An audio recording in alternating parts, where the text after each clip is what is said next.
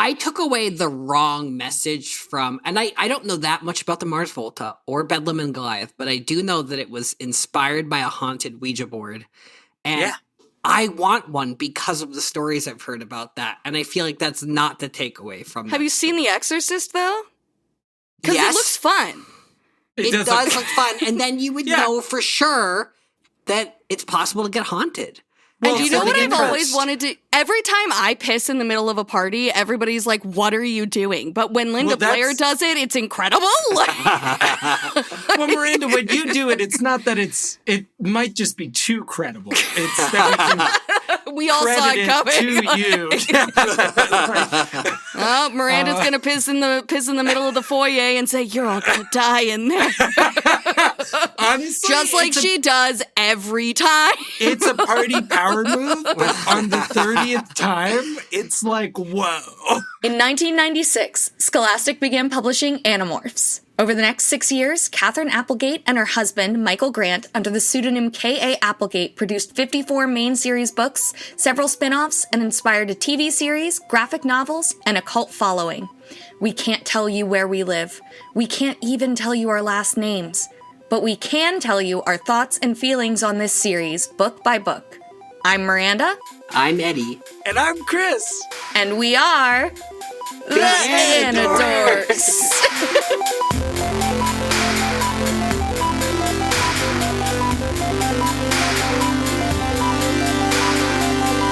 These may be kids' books, but we discuss dark themes and mature content. There may also be some explicit language. Listener discretion is advised.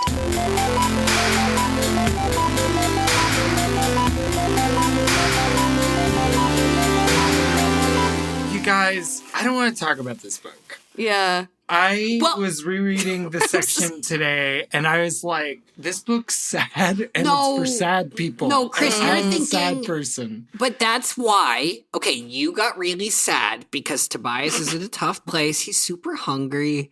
Yeah. No one's hugging him.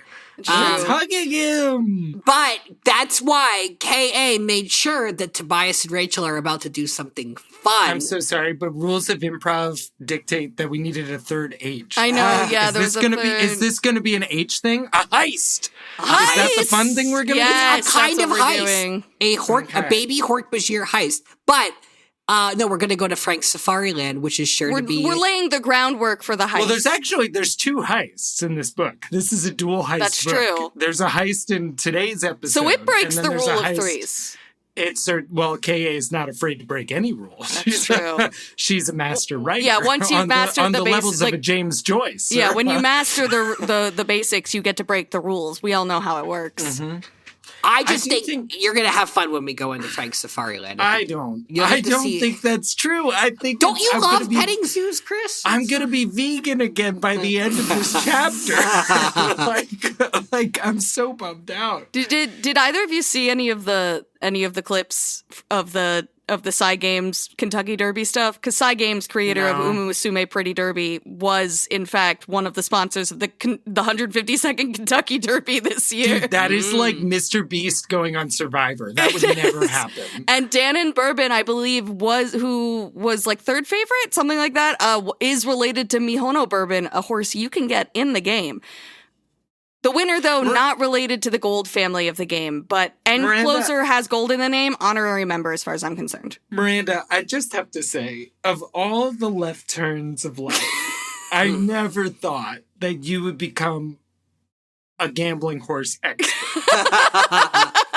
I love that for you, and I'm also like, can we use this power for good? I never bet any money on horses, good. Okay? Don't gamble, people. Don't gamble. Unless it's on horses. And probably every ad on our podcast will tell you otherwise. And to be clear... If we ever had ads, that's why we don't have ads. That's true. Yeah. Horse gotchas, different than horse races. You want to put real money into buying horse pictures that's fine, as far as I'm concerned. Now, there was a bit that my brother and me used to do where they talk about buying a horse. But I don't want to do that. I don't think we should do that. I never really the horse is it. here. Sorry. I got the horse right here. His name is Paul Revere. Paul Revere. Should we go see if Frank's Safariland has any Any horses? Maybe they have horse races? Is Frank Safari what Frank Sinatra calls himself when he's traveling in the He's got when his he's on an expedition? he's got his little hat and his binoculars. Frank Safari. I did it my way. And then every person older than you is crying inexplicably for some reason. And you're like, I don't have this relationship with this song, and I wish that I did. So the reason I thought of it, though, is that it does turn out that Frank Safari has pony rides. But, Eddie, can you tell us anything about Frank Safari Land? You got anything you want to say about it? Yeah, I do. And about who may be in- entering it? Yeah, yes. All will be revealed in Chapter 15. Tobias and Rachel enter Frank's Safari Land. What they find is quite a depressing roadside attraction. Tobias, you said it would be fun. I know. You said it would be fun. Maybe it'll become fun. Tobias narrates, inside it was about what I'd expected. A very sad place. Miserable, my God. unhappy animals in cages. oh my goodness. And the size they should have been. Dim lighting that was swallowed up by the black Please stop reading. walls. Please stop reading. What is going on? Maybe we'll find Aria at least, or a baby Hork Bajir. Yeah, Maybe maybe. she can fix this. Tobias and Rachel find Aria meeting with none other than Safari Frank himself in a room with a caged Hork Bajir. Aria reprimands Frank for how he talks about the Hork Bajir, saying that he should treat the creature with more humanity. Neither she nor Frank seem to be aware of what the creature is, however. Tobias and Rachel follow Aria out of the building and watch her leave in a limo. I think saying Aria doesn't know what it is a generous read of the situation. Yeah. Aria certainly says she doesn't know what it is. Seem to be aware of what the creature is. Yeah. She also used the word disseminate, which is a great vocab word, but does seem like someone trying to pretend to be a human. What do we think a $250 pony ride would be in today's dollars? $10? I'm going to say like $8. $8. And we think this is 96? You ready? I think 97? we're into 97 or 98 now, yeah. Okay, let's say 97. Yeah. I'm going to calculate it. $5.19. Oh. Wow. $5. All right, Okay. that's not too bad. Okay. That's a pretty cheap pony ride. It is, but yet it it feels doesn't sound like you expensive. go very far. But yeah, the Shetland pony is sad, and it's apparently just in a circular pen doing loops. Yeah. Yeah, they should be charging more for this pony ride. Yeah. Well, if they should be- charged more yeah. for the pony, they could afford a second pony, so this pony could take breaks. Something tells me the money would not benefit the pony at the end of the day. No. Yeah, I think you're right. I think we're misguided in thinking that capitalism works. Yeah, that's true. Yeah. This is not the gardens. No. No. They wanted to acknowledge that they had given us an unrealistic expectation of how well animals were taken care of in zoos. They were like, the only zoo we've shown has been a very positive thing. We need to make sure people know that there are places that are not taking care of animals. And we're going to do it in a Tobias book. Yeah. Just to make everything even sadder. I feel like, by comparison, all animals' lives are improved when they're imprisoned in the gardens, right? Like, that's... It could be. Wow, Ed. Wow. Okay, moving on from that. I'll say...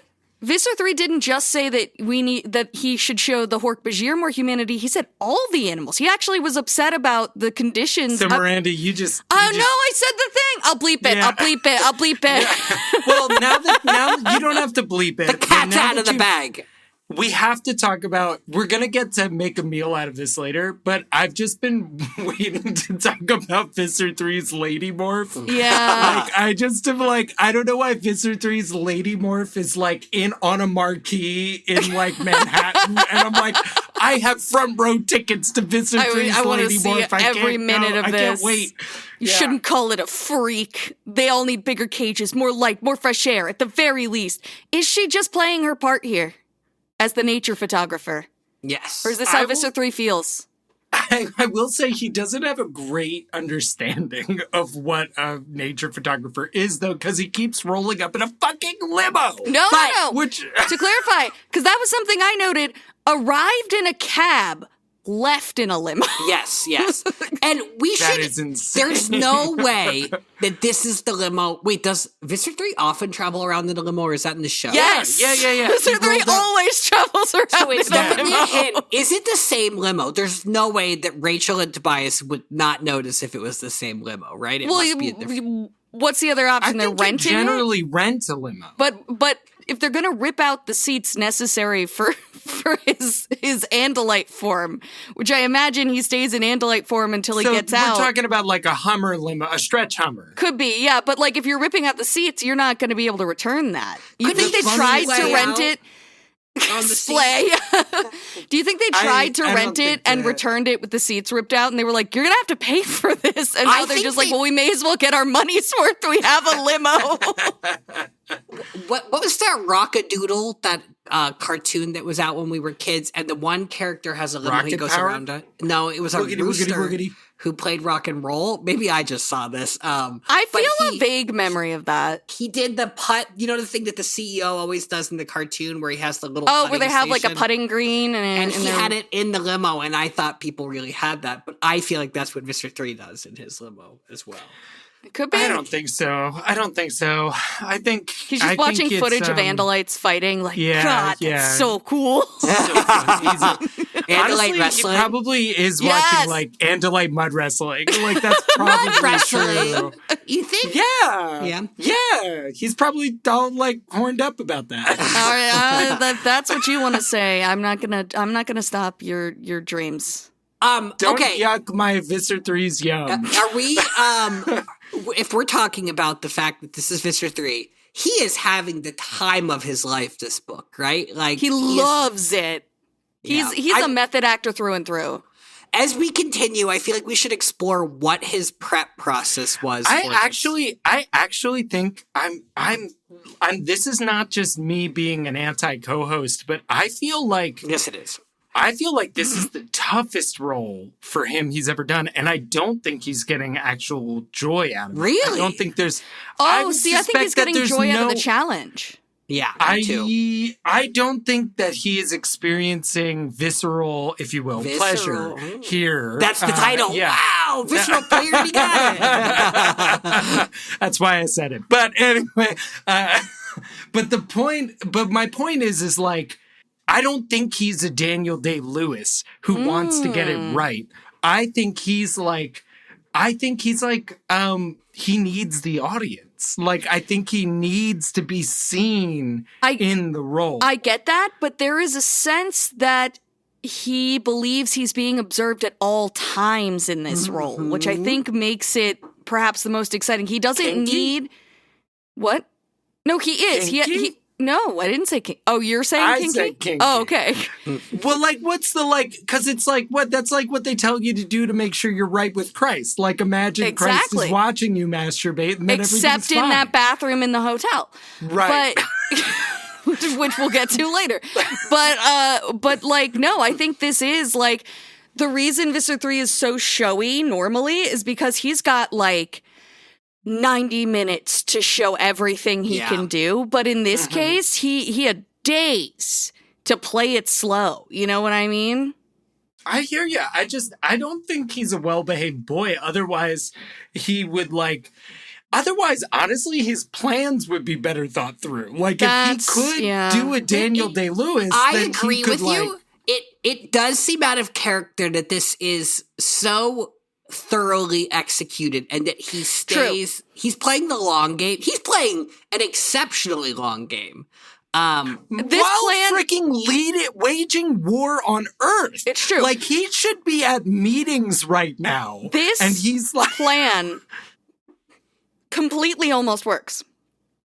It is through no failure of Visser-3's that this plan does not work. It is a better way to put it. Like, it is... He really actually went all in, and he came out with a really good plan this time. This is not hide in the werewolf spooky place at the amusement park. This is, you know, like somebody. I wonder if Visser-1 was in on this, because I bet you Visser-1 wanted to do it, but they were all like, "No, you're from that town. Everyone will recognize you." I think Visser-1 is freaking still doing like the Lyran shit. Probably. My point is which after, seems to be like, working. a night, We should say. and after a night of being Aria and like trying this role out, I just don't think he's gonna be satisfied. I mean, like, if he's restless tonight because he wasted the light between both these times, he drew a really thin line. Okay. Maybe we should move on to chapter 16. Yeah, I think we possibly should. I think. Okay. Tobias and friends regroup in Cassie's barn to discuss what to do about the baby Hork Bajir Beck, who's gone missing. Jake wants to rescue the little guy. Marco is more cautious, still believing it is a trap, which annoys Tobias. What kind of controller cares about how animals are treated, which Aria demonstrated. But Jake actually agrees with Marco that the Animorphs must proceed with the assumption that this is a trap.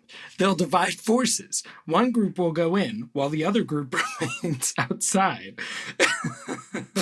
Which just boils down to, like, Group A gets trapped and Group B watches. Yeah, which is, like, so no, weird. Group B waits to break in if it is a trap. Ideally, yeah. Tobias watches the others do their homework. Then they all morph birds and fly to France. Why is Fly to Frank's is kind of wild. It's really wild, Eddie. This is unhinged. That's so funny. Tobias, Rachel, and Jake will go into the building. Jake will go as a human to turn off the power. Rachel will knock down a wall as an elephant. You're right. This is insane, what I'm reading. And Tobias will enter as a Hork Bajir to convince Beck to leave with them. The others will remain outside and merely watch. Tobias and Rachel finish morphing just as a bunch of cars arrive to Frank's. There is no time to see who has arrived, however. Jake shuts off the power. Rachel announces it's showtime, which, much to her dismay, brings unpleasing sounds from the audience as she breaks down the wall. The first thing they shout is, "I want my money back." Which is how 90s is that? Also, why is Frank so popular? Is there nothing else to do in this Because they city? heard about this alien. That's he true. put up Thank on the you. marquee that the alien, the word is traveling. All right. Frank was going to be able to afford a second pony with this money. I think he's going to put the pony down after this. To buy more signs for the Hork Bajir. So we know Crazy Helen doesn't agree with the way Frank runs his business, obviously. Yeah. But she's here, right? Because she's been abducted by aliens before, and she wants to see if this guy looks like anyone she's met. Yes. Okay, fine. I'm sorry, say that last part again. Yeah, I thought there was more. I really thought, I was like, Miranda's about to line up 3 things, and then I was like waiting for the other two. No, it's just we think Crazy Helen's got to be here, right? She's got to be here to Dude, check. I think Crazy Helen, I don't know, dude. She's a real one. She would be like, I'm not going to see some fake alien freak show. I'm going to go to like real aliens. She's met aliens. Wouldn't she want to see if it's one that she's met? Has she met aliens? She claims. She claims. I think that Crazy Helen has pre-existing feelings about Frank and his business that would... I think he's tried wolves before. I think this is not the first time he's claimed to have an alien. And now the fact that he does have the genuine thing is... counter theory. Okay. He did not come up with the branding for it to be an alien. That was true. He stole it from Aria. Oh, she was like, you could pass this off as an alien if you wanted. And he's like, I fucking will, babe.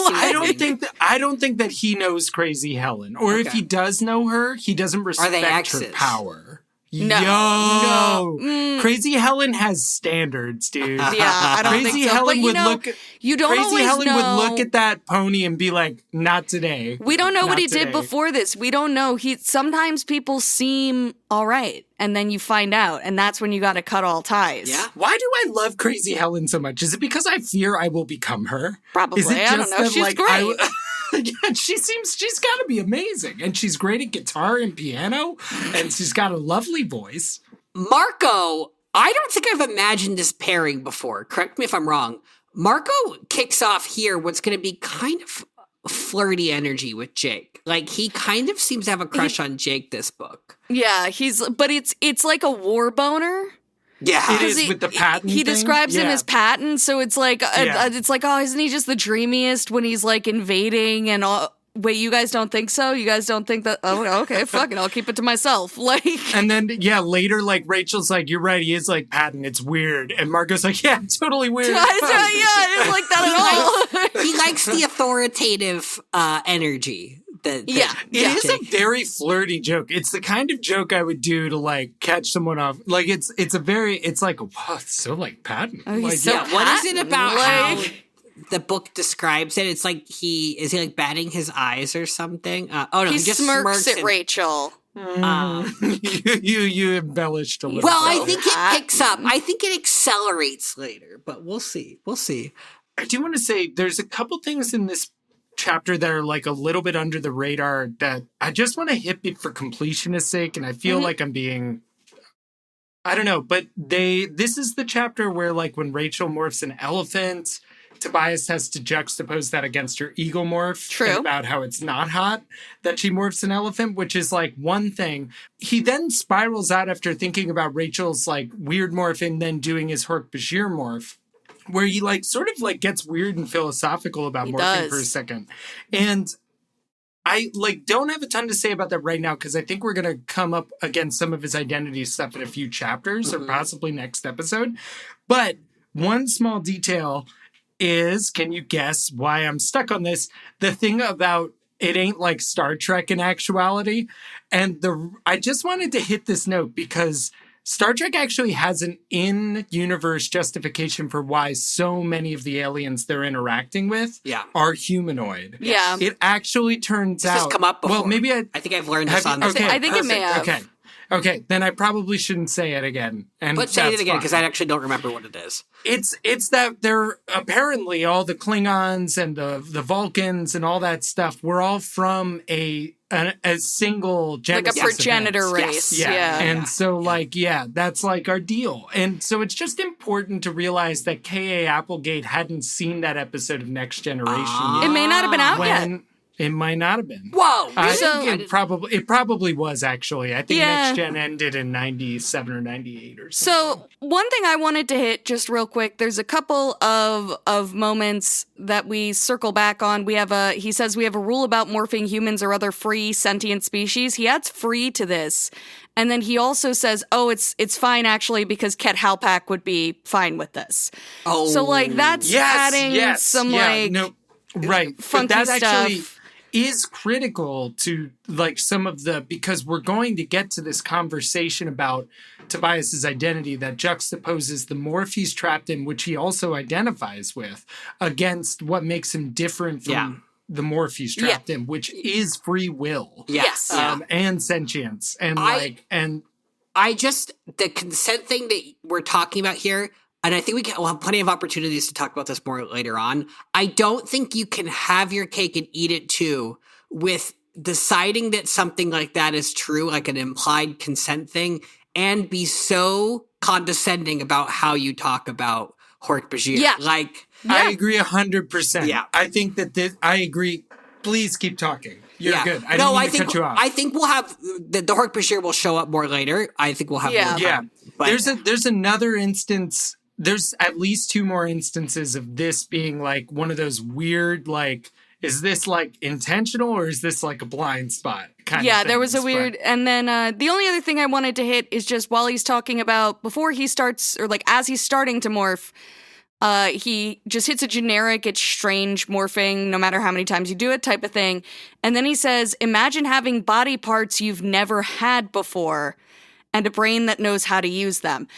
I guess the second part is a little more specific, but the first part is very broad in a way that feels very, very transcoded and very it feels very. This book, yeah. It is I totally hear what you're saying, and I think that this book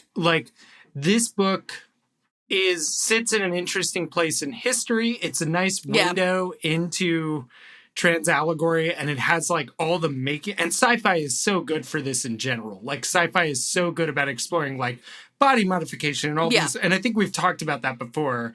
I hope we've talked about that before, but I think so. Probably. But my point is, it is interesting.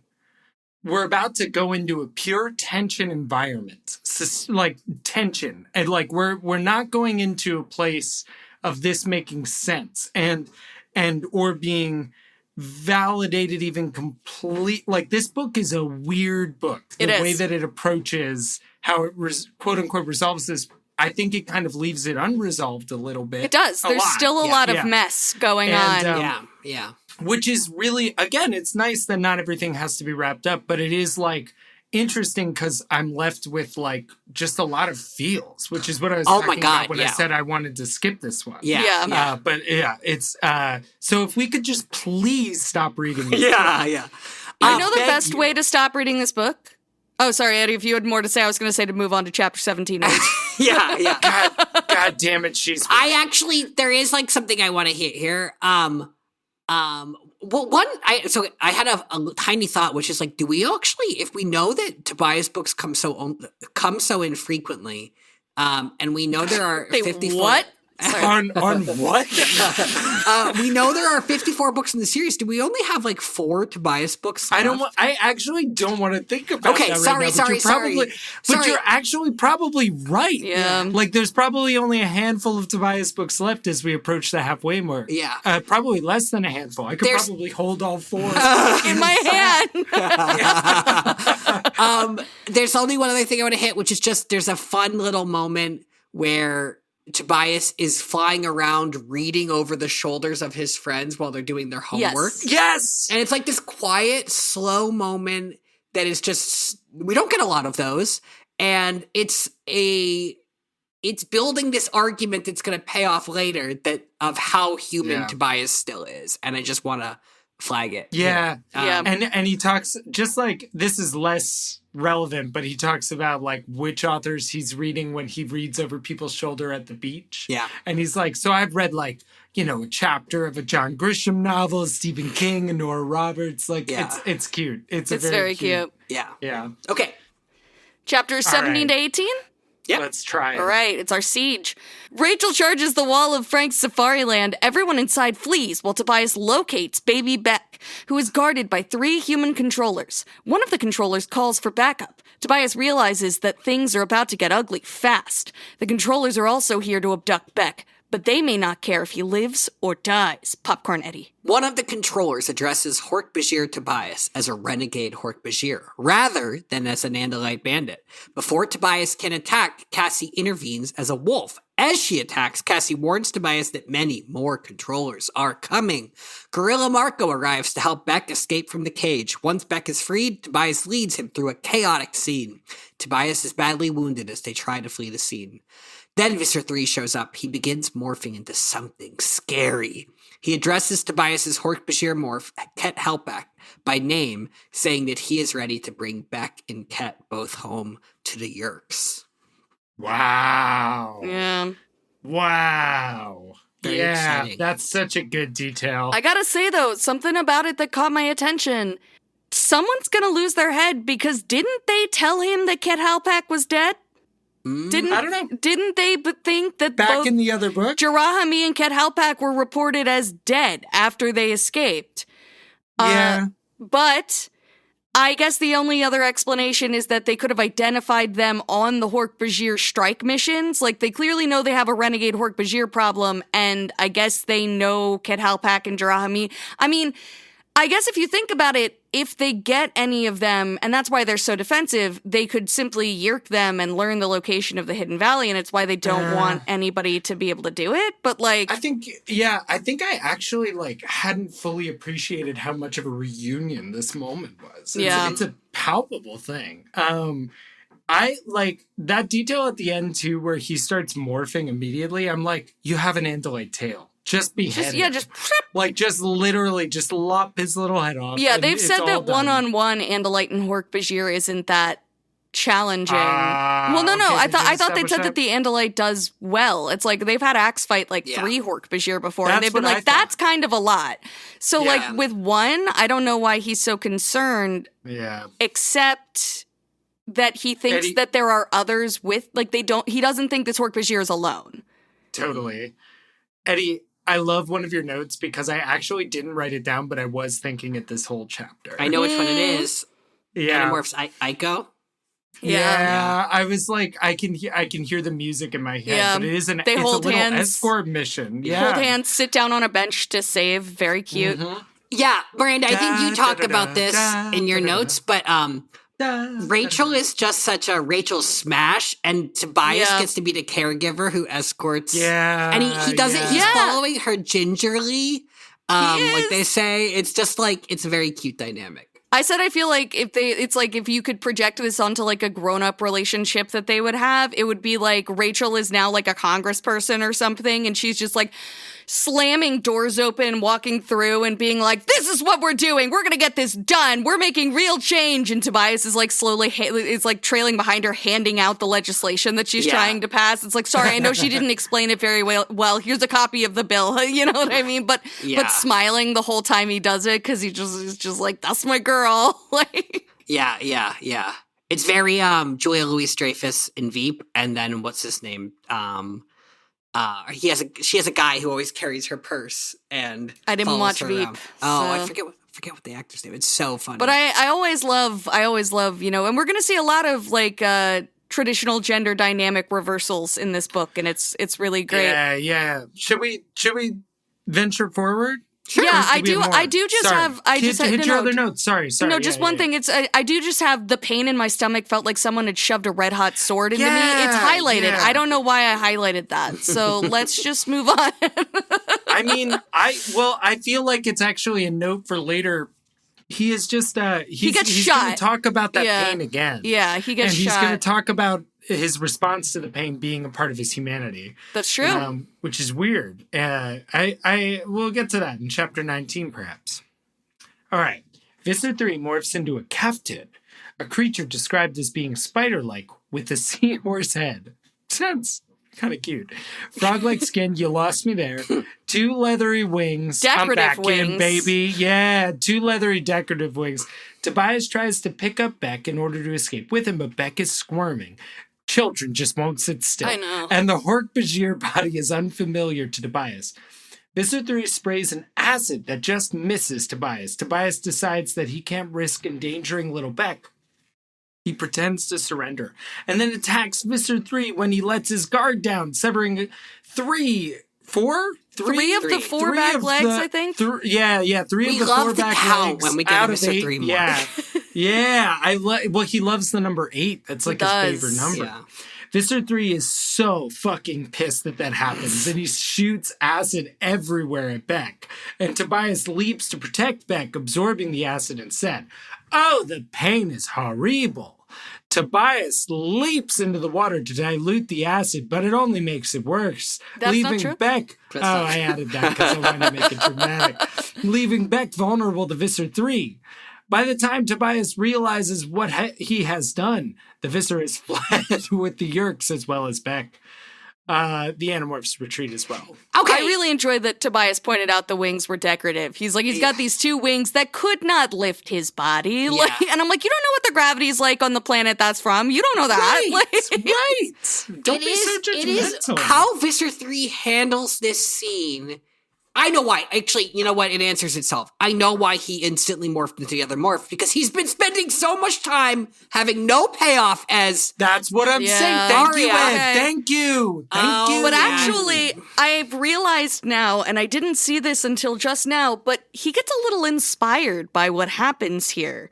He takes some of the material from tonight and will use it to inspire a choice he makes as Aria. Are you saying he's a material girl living in a material world? That's not what I was saying, but it is what I'm saying now. Wait, please follow up on this, because I don't actually know what you're talking about. So. I'll let you know when it happens. Okay. Oh, okay. All right. Chapter 2. Oh, you're right. I got it. Wow, that's amazing. It's really good. There is like a scary moment, a moment that was like upsetting for me in chapter 19 on just like a visceral, if you will, level, is he talks about going into the water before it could eat through his spine. Oh, yeah. And that's like horrifying, because we know how tough the Hork Bajir skin is and how quickly it regenerates. So the fact that this is just like that bad, and he he would have died. Yeah, he would. I'm sorry, Chris can't think about it. I know. I just turned into the worst podcaster ever. It was like I can't handle what's being said right now. I'm just gonna look at my notes that aren't talking about flesh-eating acid.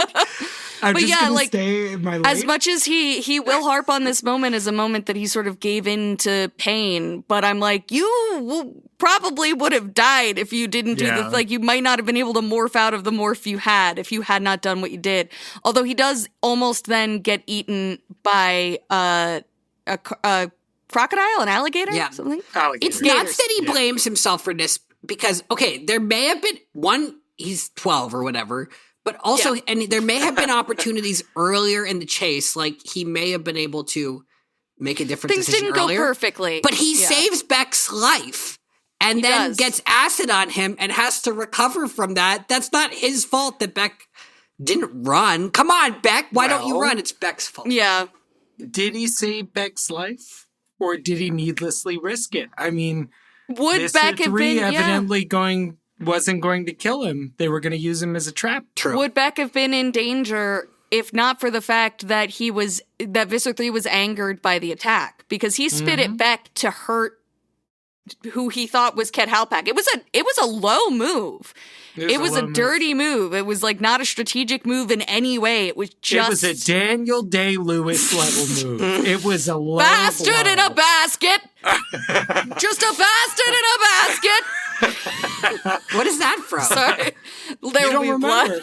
I thought would have been my guess, but it's the less famous. Yeah, the I drink your milkshake is definitely probably more famous, but I think this is more of a bastard in a basket moment. Should we move on to chapter 20? Let's do it. Chapman 20. Sorry, I just took a big sip and then I tried to swallow it really fast, but it's seltzer and I'm not built different. I'm a little baby bitch. Okay, here we go. Chapter 20.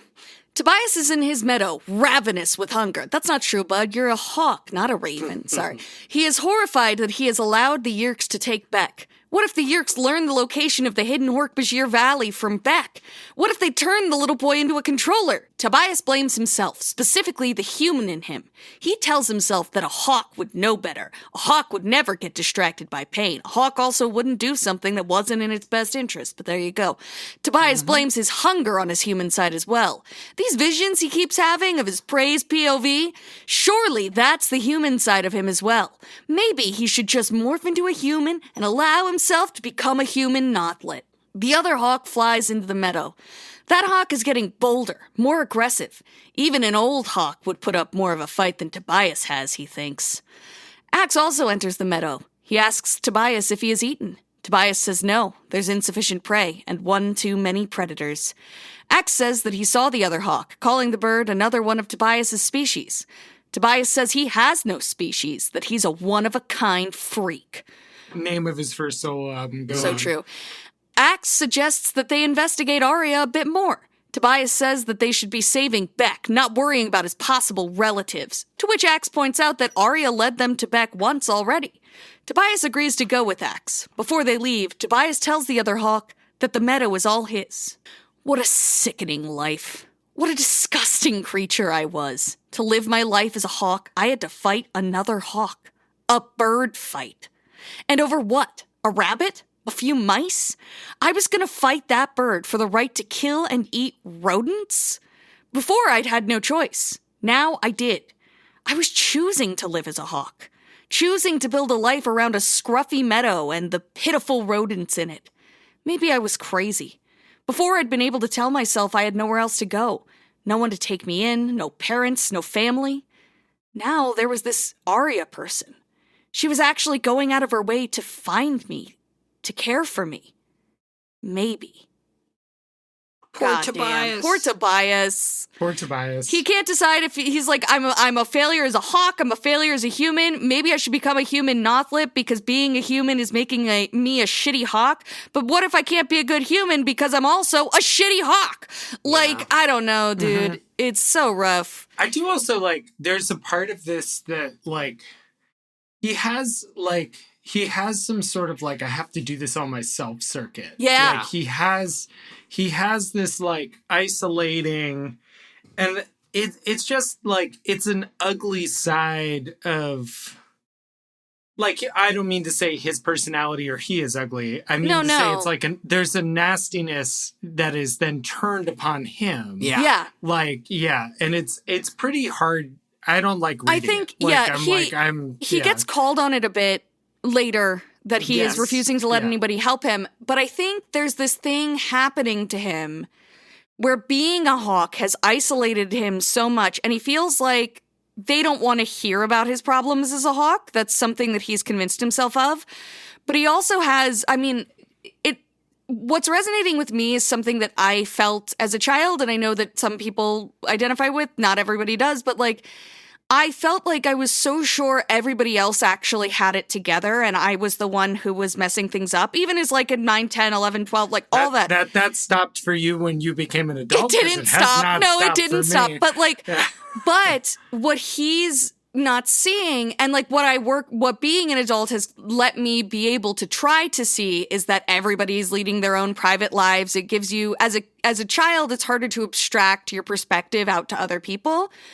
But what he's totally missing, I think, in a way that nobody else is in the Animorphs, even Axe, but mostly, is that they're all talking to each other, especially the human kids have each other at school, have each other to help them through these individual moments. So like Axe has a bit of this too, but like Tobias thinks they're all doing it alone, but they're not. And they know they're not. They don't think they're doing it alone. But Tobias feels like everybody's on their own the same way that he is, and he should be able to do this. Oh, that's interesting. See, I wouldn't have expected that. I would have expected it to be more like he actually was othered before this whole venture started. That's true. Then he like found himself in an Othlet thing and then found everyone else together and him apart from that. Mm-hmm. And then now he's having like, this is just my read. Yeah, no, for sure. Now he's having to play catch up on a bunch of rubber banding trauma. Like, that was pulled taut. That's and true. And then the Elemist puts him in a place where it's like, there's no trick to it. It's just a simple trick. You could be normal again. And he's like, I have so fucking much to work through. That's also a really good point. Yeah. The moment he thought he found a group, and the moment he did find a group, he was immediately othered from them in a different way than he had been in the past. He was still part of the group, but he was still othered. And so like that sense of isolation never went away for him. And that I think those are two separate but valid takes on like how the isolation has affected him and things like that. I do think Axe's jokes are getting better. I thought Axe's attempt at a joke when he came up was pretty cute. Joke. I thought that was good. So he comes up. Should we read that aloud? Yeah. So Tobias. Eddie, did you have something you wanted to dovetail on that? I'm just thinking. Like, I feel like Tobias, like you were talking about the ugliness of this, like not self-reliance, but like isolation, he's not nice to himself. Yeah, that's the thing. He's being harsh with himself, and he talks about the self-pity aspect in this chapter a little bit too. Yeah, but we talk about Marco as a parentified kid because Marco had to care for his dad. We don't know if Tobias had to do that for his aunt or his uncle that he lived with. I feel like he probably had to do it a bit, but he also has a much more hostile relationship with them. Like he at least had to do it for himself. He was definitely at least had to do it for himself. Yeah, and Tobias being neglected becomes so literalized here in this book too, because he's literally going without eating, but he's also got like, he has that moment where he sees Marco and Rachel touching an affectionate kind of way, and he has this kind of, he has so many levels of neglect. But that's like, and like that's also a really good read on what's going on with the isolation is he has never had people to count on. Yeah. So he doesn't know he can count on he doesn't know how to go to people that can be counted on, including his friends. Yeah. Like there's so many things holding him back. It's like kind of his first time getting community. Yeah. And one of the most beautiful things that'll come up in next episode is that the only other person in the group who seems to have been somewhat blind to the setup of this book is Rachel, who is trying to give him something to move towards. Yeah. Which is just a really honest, it just reads as so real. See the reasons he's being held back. And that same sort of like you can't at that age, it's very difficult to try to put yourself in someone else's shoes. She's not sure why he's not just doing what she would do in that situation. Yeah. Well, and she's also missing what isn't real about this situation. She's kind of fallen for the vision of it too. Yeah. God, what a bummer to hear the boop boop boop boop. Should we hear Axe's joke? We should hear Axe's joke. Let's sing. All right, good. All right, hold the beep boop boops. All right, he says, so Tobias says, "Hey, Axe man, what's up?" And Axe says, "Up is the opposite of down. Although, of course, those terms are meaningless outside the context of a distinct, localized gravity field." Fuck, that's so good. Tobias says, "Okay." And Axe says, "Was that funny? I was attempting a joke." It reminded me very much He was succeeding. He was succeeding. It was really good. There's a moment in Firefly. Eddie, you taking this down? You taking this down, Eddie? I wonder if it's a delivery thing he might have to work on. Do we think his tone it might be. It might be not coming through thought speak. There's although they do say he recognizes his thought speak voice, so we do have a thought speak voice mention here. There's a moment in Firefly where River and what's her brother's name? I don't remember her brother's name, but it's his birthday. And they're like, "River, it's your brother's birthday." And she's like, "Birthdays are meaningless. Why do we calculate going around a planet we no longer live on when we actually just drift out here in space?" So, like, it's much more beautifully written than that. But then she just goes, "I didn't get you anything." And see.